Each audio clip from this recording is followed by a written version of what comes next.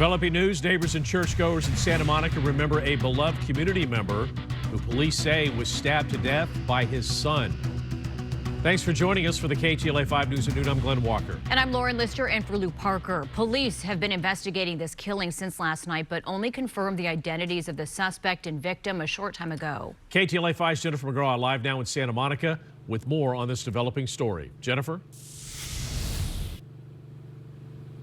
Glenn and Lauren, we now know that it's 71-year-old Jubilant Sykes. He's a renowned opera singer, world known, and sadly, he's been killed by his own son. This was a scene last night around 9:30. His wife calling 911 saying there had been a vicious and violent assault on her husband. He was pronounced dead by paramedics. Another man inside the house was immediately taken into custody. We now know that it was 31-year-old Micah Sykes, and he's cooperating with police. At this point, investigators are not revealing much about what happened here or what led up to his death. Jubilant Sykes was a well-known American musician, Grammy-nominated, a career taking him to great heights, including Carnegie Hall. We spoke with friends from his faith community who are shocked and devastated. Over the years, I worked with him to come to the church I was attending at the time to do a concert, and he was just so kind and so gracious and so godly and so humble. He would do this beautiful singing, and then he just kind of walk away, not waiting for glory, not waiting for applause, and just humble. Neighbors say that his son was unhoused and suffering from some mental health issues. Again, we're still waiting more information about what took place inside this home. We're live here in Santa Monica. Back to you in Hollywood. All right, Jennifer McGraw, thank you. Funeral services are being held this morning for an Alhambra police officer killed during a pursuit last month. Family, friends, and colleagues will honor Officer Alex Sanders at Shepherd Church in Porter Ranch. The 28-year-old officer died when a fleeing suspect in a stolen vehicle collided with his police cruiser. Sanders had been with the department just 8 months and had previously served about a year with the Long Beach Police Department. LA County officials are pushing to have the LGBTQ youth suicide hotline reinstated. The support line, also known as the Press 3 option, was dismantled by the Trump administration earlier this year. KTLA's Samantha Cortese live in the newsroom with details on the reconnection efforts. Hi, Sam. Hi, Lauren. 3 years ago, the federal government partnered with the long-standing nonprofit, the Trevor Project. It provided specialized counseling for LGBT youth who called the 988 mental health crisis hotline. The initiative was called Press 3, and over the summer, the Trump administration announced that subsidized Press 3 option would sunset.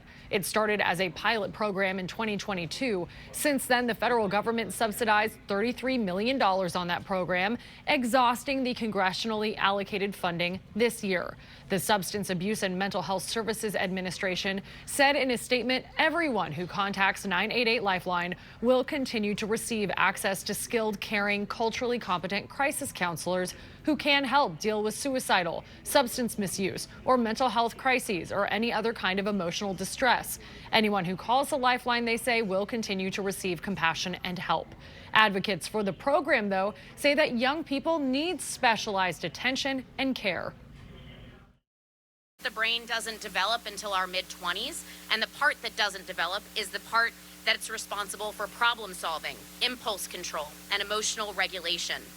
This can have disastrous outcomes.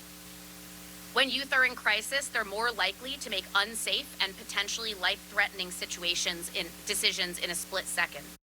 Today, the Board of Supervisors will vote on a set of motions to advance a proposal to reinstate the Press 3 option in LA County, to sponsor state legislation to reinstate Press 3 statewide, and support bipartisan federal legislation that would reinstate the service nationally.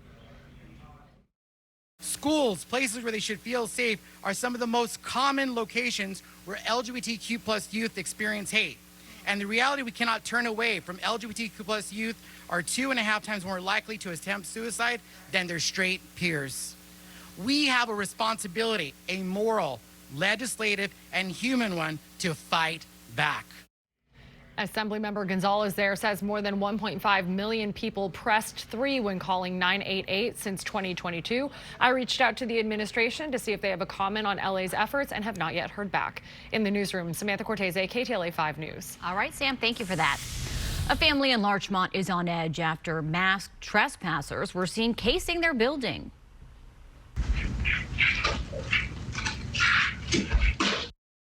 The family says the 2 suspects were seen on surveillance video climbing over a wall and looking into windows to see if they were home. After a motion light activates, one suspect signaled to the other to leave. The resident, who did not want to be identified, said this is the 3rd time since July that masked trespassers have been spotted casing this condo building. My biggest fear is there could be a knife, and if they are ballsy or brazen enough to break in when people are home, that they'll harm my wife and kids. The resident says the same duo and possibly a 3rd person returned in July, October, and as recently as last week. The suspects have not been found. A West Side man is arrested and charged with vandalism for painting a crosswalk. It's part of an effort he's leading to make streets more safe for pedestrians. KTLA 5's Alina Abovian live now in Westwood with the story. Alina? Hi there, guys. Well, this is the intersection right here behind me, and take a look. This is essentially a DIY project. This is not by the city, but rather by a gentleman we spoke to earlier this morning and a group of activists. They came out over the weekend, they grabbed some paint, and they made it look like a real crosswalk, but it isn't, and he was arrested for this. Take a look. Well, it happens. Vandalizing city property without a permit. So I'm gonna ask y'all nicely. Y'all can record all y'all want, but bag up, or we'll take everybody to jail. Did you get there? Yeah. And Jonathan Hale tells us this wasn't about making a statement.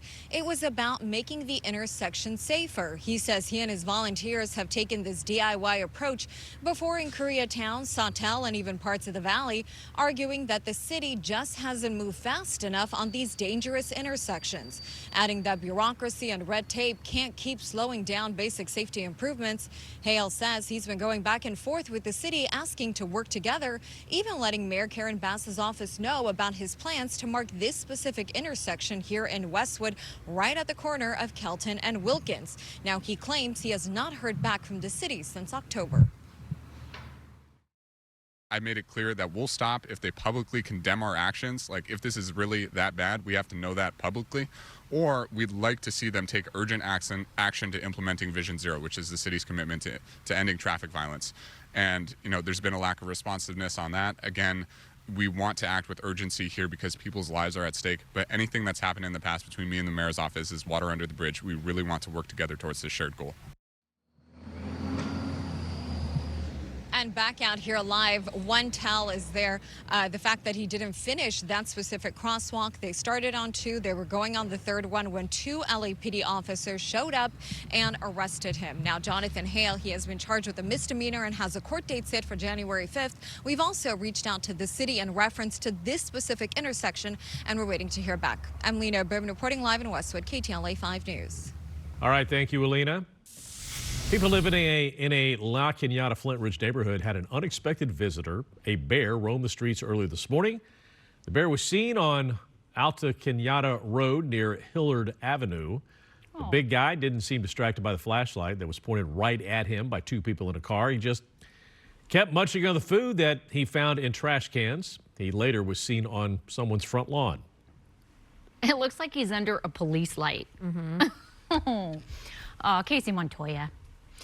That bear was cute, but we want to look at you and hear about the weather. Yeah, sunny today for everyone, above average temperatures, even for the beaches. So a lot of people out enjoying the coast. Temperatures right now, it is 79 in Redondo Beach, 77 in Long Beach, 79 Riverside, and 60 degrees in Palmdale. Temperatures today, again, warmer for some of us than yesterday by a few degrees, or a couple degrees rather. 80 for Santa Clarita today, 82 will be the high in Burbank along the coast this afternoon, 78 for Santa Monica, 82 for Garden Grove today, 82 in Irvine, and 85 in Eastvale. So again, warm weather all week, a little bit cooler for the weekend. We'll talk more about that coming up.